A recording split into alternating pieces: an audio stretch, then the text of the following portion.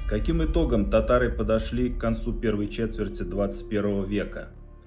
Казань стала городом крестных ходов. Буквально на днях в Казани прошел очередной крестный ход.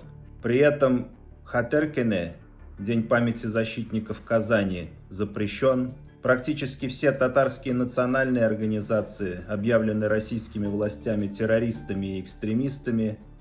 Ислам находится под жестким прессом чекистов. Минниханов и его правительство действуют по указке из Москвы.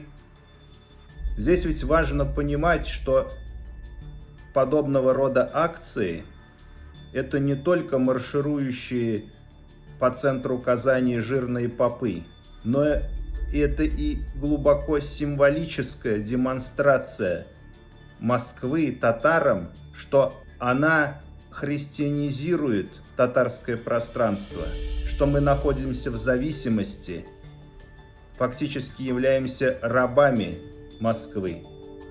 До каких пор это может продолжаться?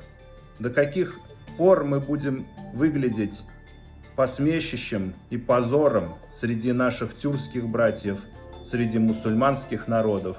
Однозначный ответ: нам нужен суверенитет и независимость от Москвы.